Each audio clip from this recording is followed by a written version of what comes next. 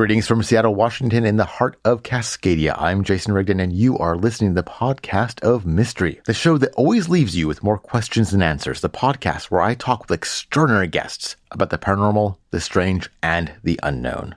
On this episode, I talk with M.R. Gorga, author of Demons Among Us, shocking real-life stories from the paranormal. But first, I just want to ask you to tell a friend about the podcast of Mystery.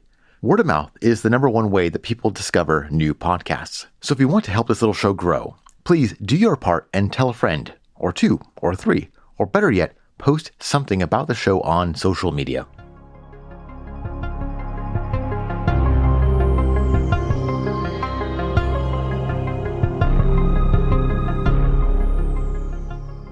My name is M.R. Gorga, and I'm the author of Demons Among Us, shocking real-life stories from the paranormal. And we discuss a large swath of the paranormal, the deepest, darkest shadows of the unknown. We talk about demonic possession, black spirits, inhuman entities, and all kinds of other haunting stuff. And looking forward to sharing with you some of those stories today. And what was the name of the book one more time? Demons Among Us, shocking real-life stories from the paranormal. And so how long have you been kind of interested in the paranormal in general? I've had experiences starting from very young. One of the experiences I had when we were actually kids, me and my sisters, and we were in a downstairs we had a two-story house, and we were downstairs, and we had a washing room downstairs. And as the story goes, there was some creepy white-gloved large hand that came out of the washing room and towards my sisters, and they, bolted up the stairs screaming.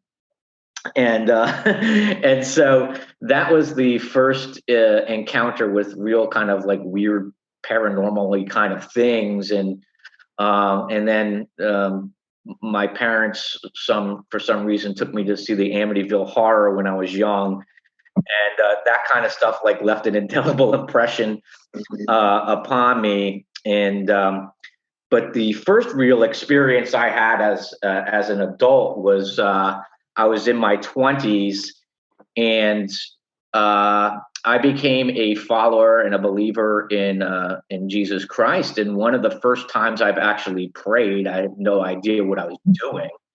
And I said, let me give this a shot. and so I was praying, and then I just felt something right behind my ear. When you feel somebody's there, something's there. And it was just something right at my ear. And he cringed my shoulder and brought my shoulder to my ear to kind of shrug it away. And then all of a sudden I heard a voice speak from behind me and said, you may have gone to God, but you belong to me. You will always be mine. And very clear, wasn't monstery, like a big ogre or beast or anything. It was very, very silvery, very, very placid. But underneath, you can hear the undercurrent of absolute evil. And so how did you react to that? Well, I got scared. It's like, it's not every day you hear voices from out of, nowhere. And what happens with one of those, when those kinds of things happen, it's, it comes with a dark power, like a dark, palpable sense of evil that you can feel and almost, and touch. That you're in the presence of evil when it's there. So yeah, I was scared. And as far as the white gloved hand, have you ever heard of anything like that happening? Is that like a pattern? No, that's never happened again. It was like just the weirdest things. It's not something that we understood, but it's something that we talk about at holidays. Hey, remember the white hand? So we don't know what it was, but it was, real enough to scare, two young children, a couple of young children, witless. So you've had some of these experiences. How did the book come about? Well, the book came about because Um, and I explain this in, I think it's the introduction section, and it's like I went through or been through a series of just these demonic episodes at night where it was midnight stranglings and chokings, being choked in the middle of the night by an invisible hand, woken up with what some people would call sleep paralysis, but it's but what it is, they're that heavy weight on your chest as well as being strangled and all kinds of demonic episodes. And so I had asked some other people that I know, are you experiencing these episodes? And I was in I function as a prayer leader for a church, and so I run this intercessory prayer group, and I was asked them if they were experiencing any of the same, and one by one the hands went up, and all of a sudden it was like 13 people were experiencing the same exact thing, but nobody wanted to say anything because they didn't want to be called crazy. And so it was at that moment that I realized, like, holy crap, these invisible forces are, attacking. People are under assault. And so I got mad, and part of the reason why I wrote the book was not just to share some of my stories, which the book does really, really well. It's really creepy stories, but just to expose the dark side of things functioning inside what we call and deem the paranormal. And these beings, these entities, they're not ghosts, right? You're talking about like actual demons. No, these are actual demons, and people in my book I talk about it, and what these. I think there's a misunderstanding as to what ghosts and spirits are, and I bring that to light in the book as well. And the ghosts that many see are actually demons in disguise. Why they choose to disguise themselves in certain kind of ways, I don't know. Whether it's just to blow minds or to create distraction or whatever the case may be. But many of the spirit entities people see and encounter or deem as negative energy are really demonic spirits that they're encountering. So you were kind of having these attacks, and then you told your prayer group about it, and it turns out more people were experiencing similar things. What did you do next? How do you protect yourself, or what's the next step in this? Well, I mean, the thing is, when these things happen, there's, as human beings, as people, we're very, very vulnerable, because how do you protect yourself against an invisible attack? How do you protect yourself against something that could, pass through walls and change shapes? And how do you protect yourself against these invisible enemies, right? Well, you're obviously completely vulnerable because you're not stronger than them, you're not smarter than them, and you're not going to overpower them. They're supernatural beings.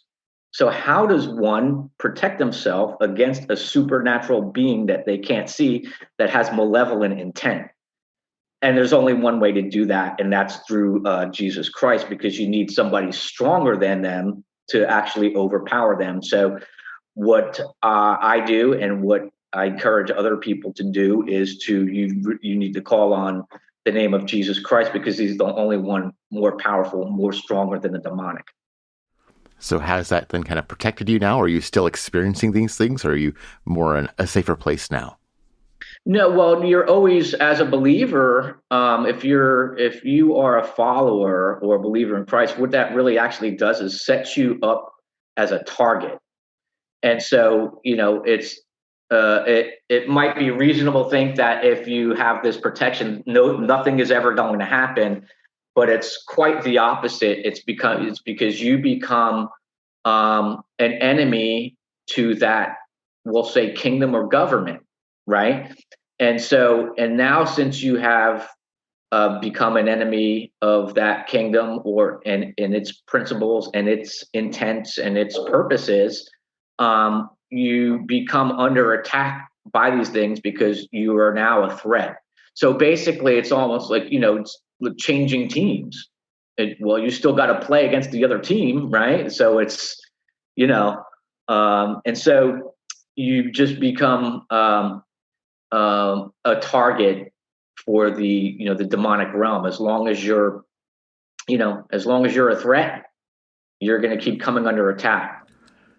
Do you have any kind of opinions about these kind of paranormal investigators that, go out into the field and go to places that, are supposedly haunted, but if they're demons, what are your thoughts about engaging in that kind of activity? Well, it's like it's first of all, it's a human curiosity to kind of, tamper and kind of get these things. So I get the curiosity for sure, but there is a lot of things that we can expose and open up ourselves up to without knowing it. And so it kind of gives these entities and these supernatural spirits access to our lives. So, we really have to be very, very careful of what we walk into, or what we investigate, or what we kind of tamper with in the paranormal realm, because we're talking about evil entities here that have no good towards humanity whatsoever. And so, we really have to be careful. And if you're going in, you're an investigator, my advice be prayed up. Be prayed up and know that you're going up against a spiritual force that you are not stronger than. And because of your faith and your experiences and your knowledge about just the subject in general, do people come to you looking for help, maybe when they're experiencing this stuff? I hear a lot. People come to me. It's really funny.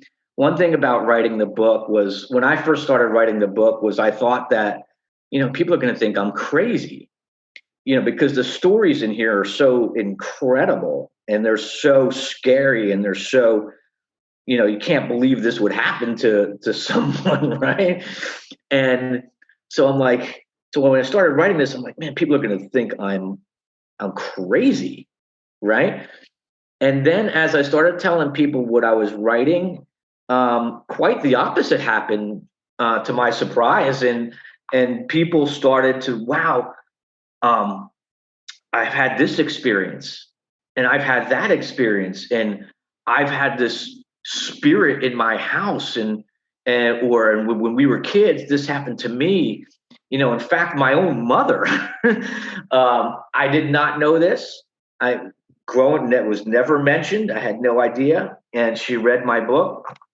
And we were talking, she goes, I had an experience as a little girl. And, so she goes on to tell me this experience. I won't get into all of the details, but it had to do with the angelic and the supernatural and and she goes, I said, Mom, why didn't you ever say this? Why all these years you never told anyone? She goes, I never told anyone. And so it was just an incredible amount of response to people who have really experienced these supernatural or paranormal encounters, but they don't say anything because people might think they're crazy. Well, I don't think they're crazy. I think they're experiencing real things from a real paranormal realm. And so, yeah, I get people all the time now saying, I have this happen. This has happened to me.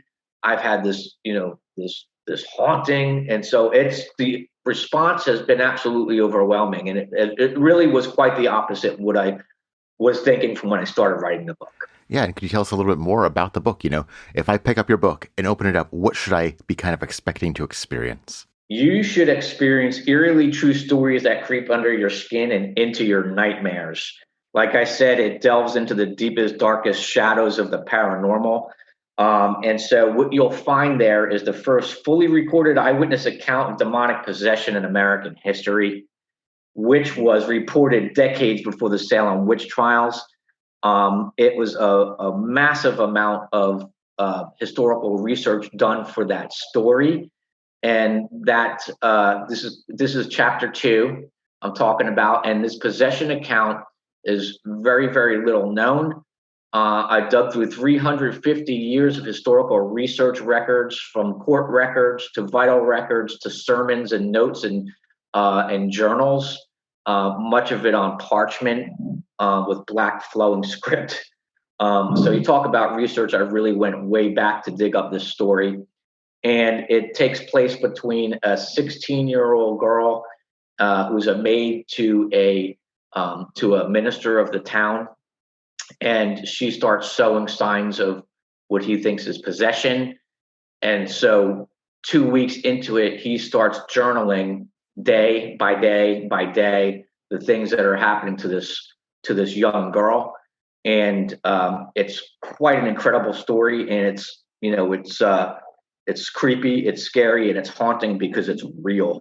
So that's one of the things that you'll find in the story, in the book. And another thing you'll find in the book is my own real personal experiences with black spirits, inhuman entities, visions, terrifying nighttime visitations. So you'll find these kinds of crazy, scary entities and black shadow figures that have appeared to me, and you'll find those stories in the book as well. And what are black spirits? Black spirits are exactly what it sounds like. It's an entity that appears that's in black or black. Could be hooded or robed. It could look like it looks blacker than the black in the room, but yet clearly visible. 3D, yet parts of it see-through. Black figures that look like shades or shadows, or even more visible, and you can read about those things in my book. Do you have any ideas about what makes some people maybe more vulnerable to demonic possession than others? Well, we would talk about possession as the most extreme part of demonic happenings. Lots of times there's harassments, there's oppressions, there's demonic influences over the lives that cause people to drive themselves into destructive things and behaviors. And possession being the most extreme form of that is when that spirit entity actually enters the human form and takes over person's spirit, or takes over their body. Now, when we get into possession, we're talking about the most extreme form, and the person would have to have been dabbling of some way. There's always some form or some sort of doorway that someone opens up in order for these things to really kind of like harass and then possess. And a lot of those things, a lot of times you'll hear, well, I play with Ouija boards, or I've went to psychics, or I've been dabbling in the occult, or I've practiced black magic. All these things are doorways into that allow the entity to take possession of the human body. So there's always some form of doorway, which they would see as, well, I've been allowed here, I've been allowed in.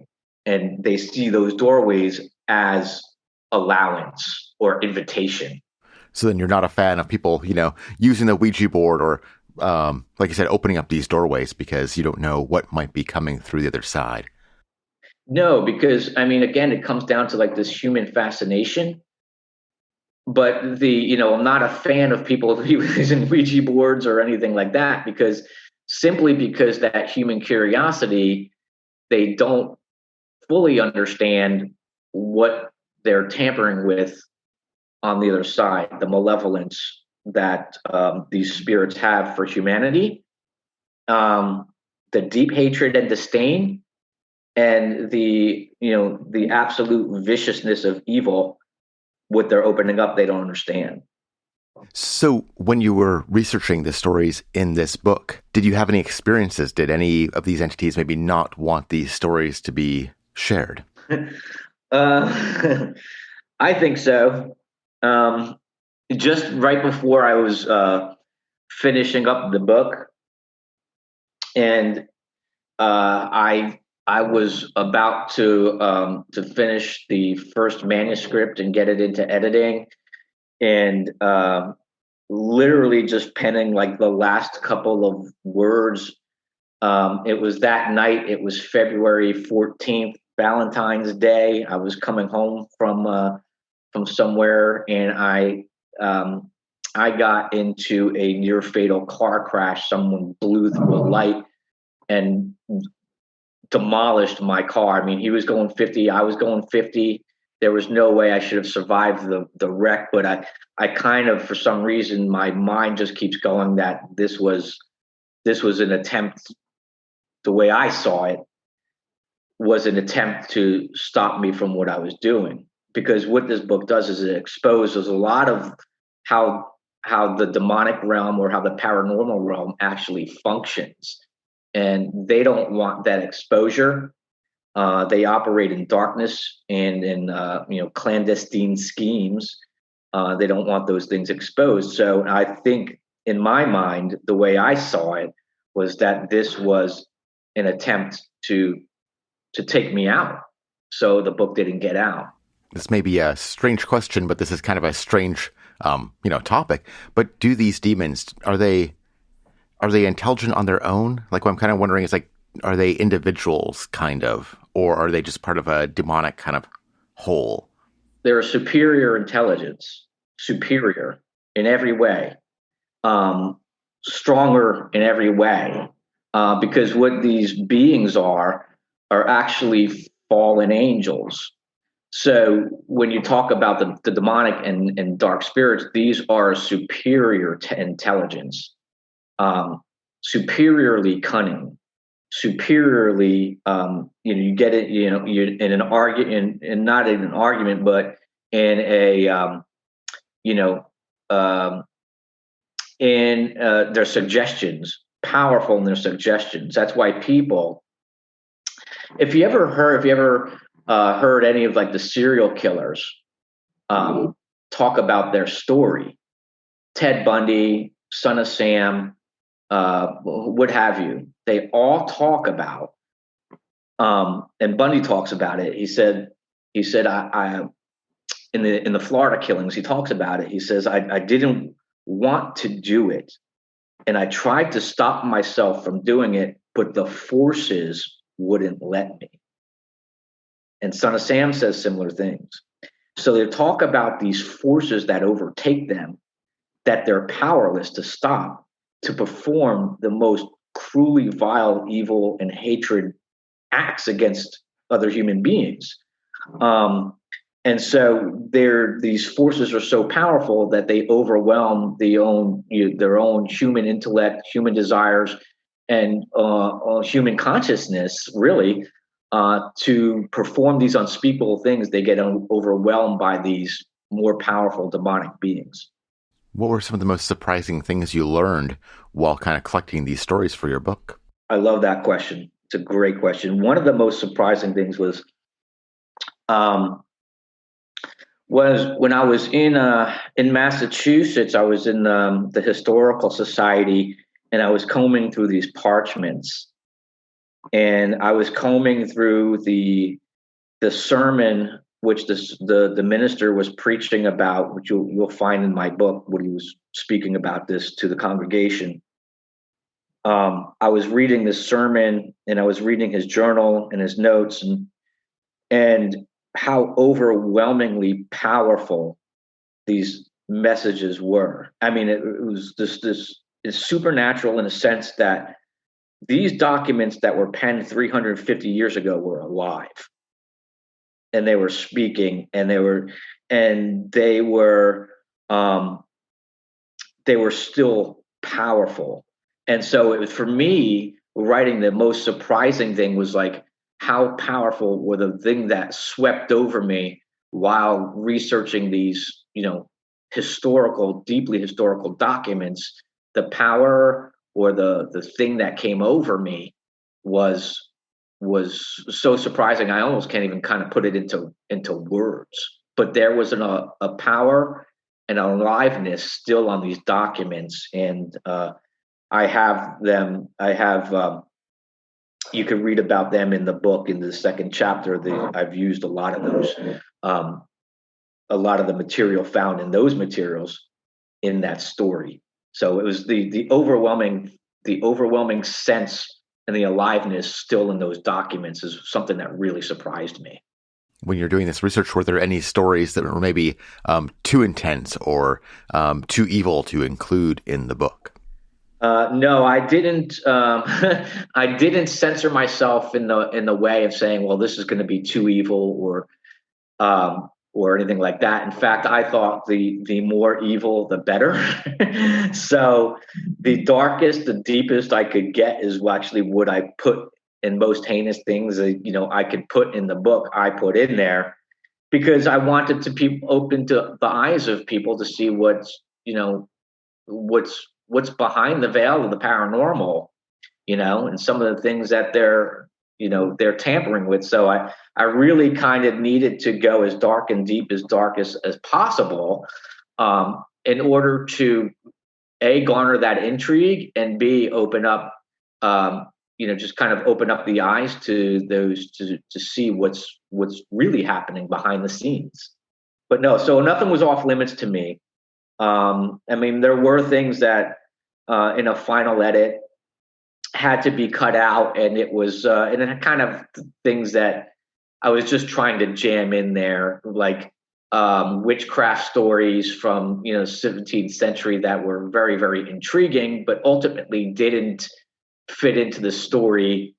I was just kind of forcing them in there, kind of in a sense. But yeah, the first witchcraft scare wasn't Salem; it was actually Connecticut, and I wanted to put a story in there, but it wasn't fitting into the whole scheme of things. And when you talk about the paranormal phenomenon, do you have any opinions about the true nature of maybe UFOs, alien abductions, those kinds of things?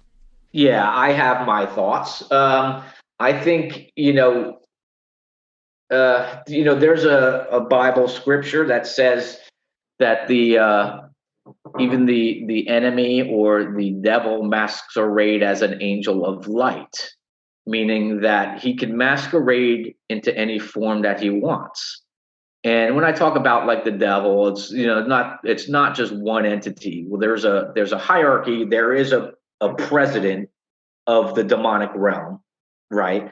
And that being Satan or Lucifer. And then we talk about the devil, we talk about it a lot of times in the general sense. We talk about demons or, there are, many. So when I talk about like the devil, a lot of times it's not just one entity or one being creating this thing, but there's millions. And so the devil and these demonic agents can masquerade, or parade around in any form or cloak they want. And the way I believe, or the way I see it, these alien beings that you're seeing is the devil or demonic beings in masquerade. Including the abductions, what do you think is going on there? Are they just trying to trick people more or get them confused? I think there's a sense that they can make you think things have happened. Now I haven't researched every single case out there, so I'm speaking with I'm speaking with a broad swath. Okay. A lot of times the intelligence of these beings can make you believe that that these things have occurred. Whether they occurred or not, I don't know, but they can make you believe these things occurred. It's just like they made witches believe that they were transformed into animals, and they made them believe that they were literally flying on poles and broomsticks and things of that nature. So the demonic realm has a way of making you believe that these things have occurred, or you have, they have experienced these certain things. So there could be that kind of component to it. Again, I haven't researched every UFO report out there. My focus is more on demons and exposing the realm of the demonic. And by sharing some of the most scariest encounters I could dig up. So I've got a two-part question here. It's based on a conversation I had recently with someone, and they had talked about how demonic activity kind of goes in waves. And they said they were speculating that maybe that was due to kind of the popularity of maybe magic kind of going in waves, like people messing around with the stuff and like opening those doorways, like you're saying. And, they kind of come in popularity and then they wane. But during that time when they're popular, it's easier for the demons to come into, I guess, our realm. So my question really is this true that the demonic activity kind of comes in waves? And do you think that the paranormal, the popularity of maybe magic is contributing to that? I mean, it's hard to say. I mean, once if there's a wave of people, dabbling with magic and black magic and things of that nature, then sure, you're going to open up more, doorways, and you're going to have more people who are experiencing these kinds of things. So, but the realm is all around you. It's all around. It's pervasive. It's functioning all times, every day, all day, and it's functioning. And so I don't know if there's per se a more popular time or a more a more way where there's more activity, maybe more agitation and more instigation and more of that thing now. Now, as we see, history sort of kind of unfolding or folding up in a sense, there will be more demonic activity. So it's hard to say. It's, the more you tamper with these things, the more you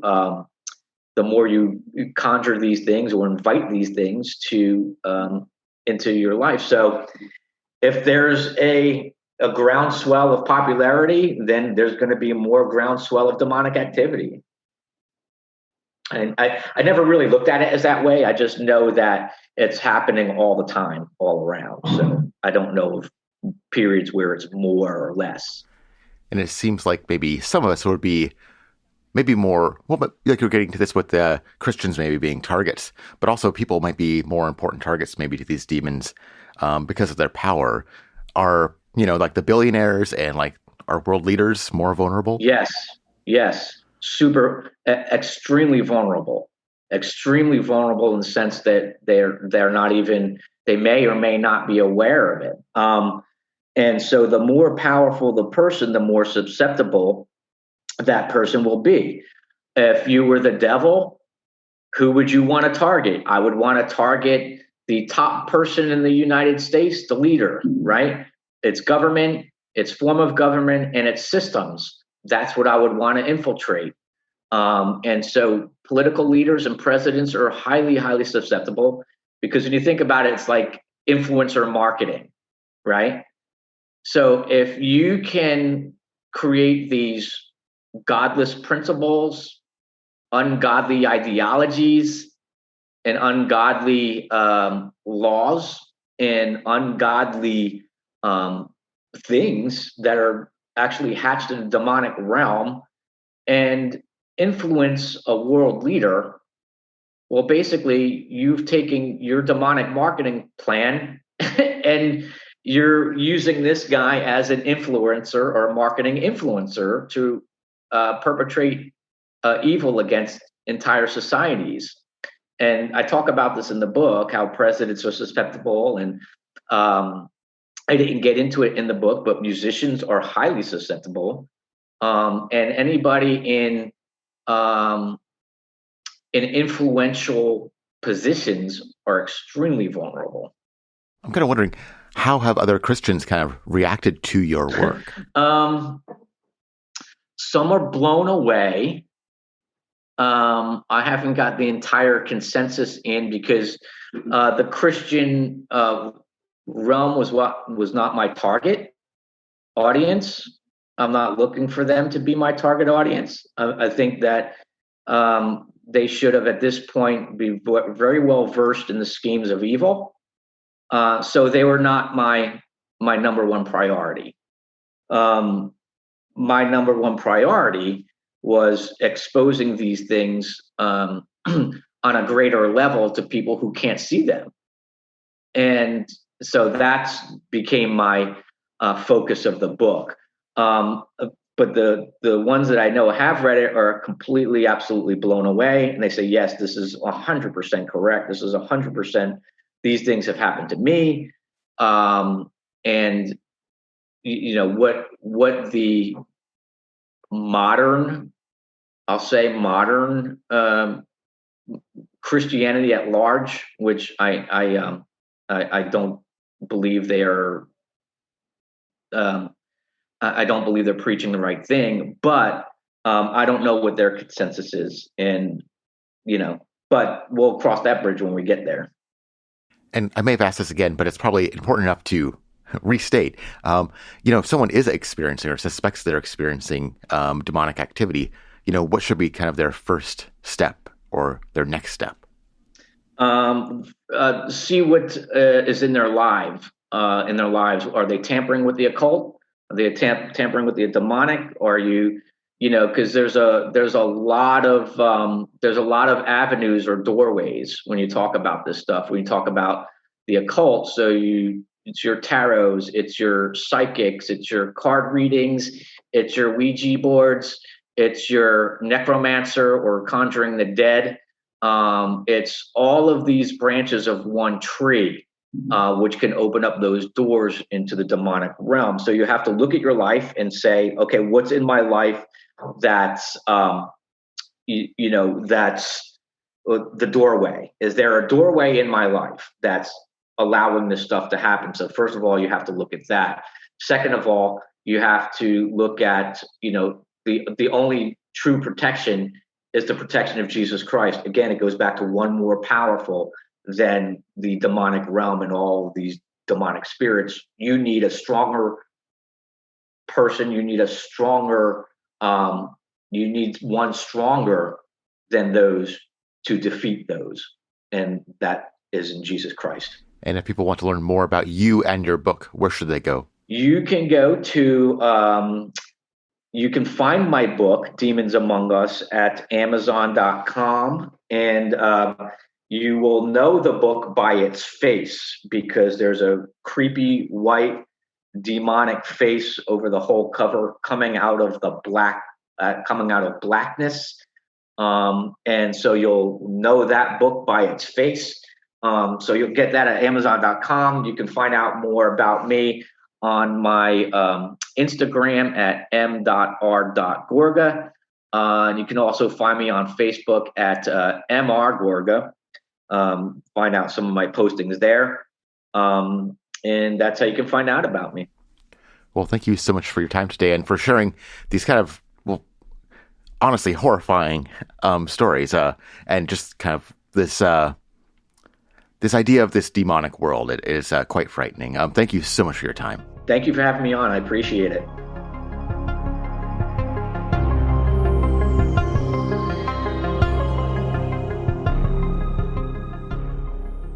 I'm Jason Rigdon, and you have been listening to episode number 10 of the Podcast of Mystery, originally transmitted on Friday, April 30th, 2021. If you want more information about me, this show, or my guests, please visit podcastofmystery.com. Tune in next Monday morning when I will be talking with Dan Shaw about energy vortexes and George Maschke about the pseudoscience of polygraph machines. If you have a guest or topic that you would like to hear on this show, please email podofmystery@gmail.com. You can also send any feedback or comments to that same address. This audio program is copyrighted by me, Jason Rigdon, in 2021 and is freely available under the Creative Commons Attribution License. Thank you for listening.